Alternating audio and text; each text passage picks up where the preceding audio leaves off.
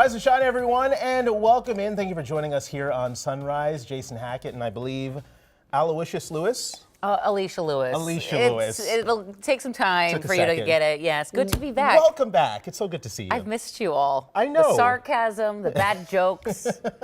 It's here, John. And more of that to come. I feel so uncomfortable now. What? This has been great. We missed you. We are back. We are back, baby. Listen, it's cold this morning. Got to dress appropriately. We're going with a thicker coat here. Wind chill's down to 5. Look at Marshall, 6. Even Rochester's at 6, and that's actually southern Minnesota getting the cold air here this morning because, well, it's clear. A little cloud cover lingering in the northern part of the state, but the flurries, I haven't seen any recently. Those are pretty much done. Today, 24 degrees to start off the morning. We just showed you wind chills. Let's call it 10 to 15. Again, you don't got to get crazy here. I mean, maybe, how funny is this? You know you're Minnesotan when you're not wearing gloves when it's 10 degrees outside. I'm just not. I don't want to be hot. So 33 to 34. West winds at around 10, but look at this, south wind. Tonight, we're gonna halt the cooling process, okay? We are tracking the single-digit wind chills. This week looks dry, but the biggest update here is the models are trending warmer. So we're gonna take a look at how warm these temperatures go in your forecast coming up. Morning, Michelle. Yeah, hey there, John. Good morning. Quite a scene here on this live traffic camera I pulled up just moments ago. So I'm processing this scene with you for the first time here. A scene, a line of law enforcement as it looks like there are quite a number of vehicles here involved. Just a few minutes ago, right before the 6 a.m., this crash popped up in Brooklyn Park. Right here, this camera capturing this. It is on 252 southbound, as one really close to that in the northbound direction on 252 appeared to have cleared already. All this happening near Brookdale Drive and 73rd Avenue North. So I'm going to keep my eyes really close on this one. What develops here? From this traffic camera, it appears there is no impact to traffic just yet as far as traffic flow goes, but it's still, as you can see, still pretty dark out. So if you're going to head out the door, do be very careful about this one. As for the rest of the metro, taking a big picture look here, most things are green right now, which is really good for your Monday morning commute. Back to you. All right, Michelle, we'll check back on that crash in a little bit. Thank you so much. Let's get back to that breaking news this morning. It appears we're one step closer to the end of the government shutdown, but still not quite a done deal yet. We have a report from Washington straight ahead, but first we're tracking your flights as thousands more cancellations and delays are expected today. Audrey Russo is joining us live now from MSP. And Audrey, how are the boards looking this morning? Not great from what I understand.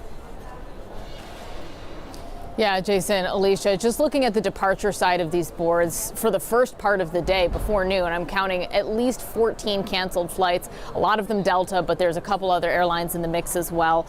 So that's where we're at right now at MSP, but a big warning is coming in the form of a social media post from Flighty. Now that is a flight tracking app that posts real-time alerts and updates. Let's take a look at that post. This was on X just before midnight, and you can see that the app says Delta is inches from meltdown, saying morning crew availability is key as to whether or not more flights will be canceled, delayed. Now, I've reached out to Delta for a response to this post to see if it's true and what that might mean for you as a passenger.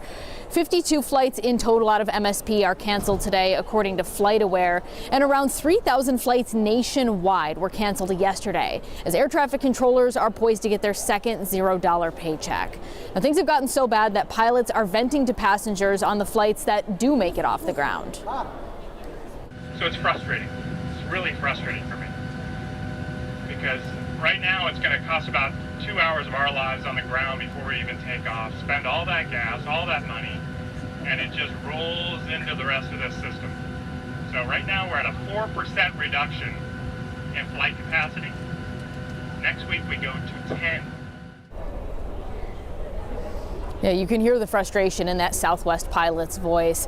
Now, as for Delta, in the last 24 hours, they've released a statement saying that they've canceled all the flights that they needed to preemptively in order to comply with the FAA's flight reduction mandate, and they've done that through Tuesday, tomorrow. But they say that more cancellations could be coming down the pike, and I've got more on that coming up in about 30 minutes. But for now, I'll send things back to you.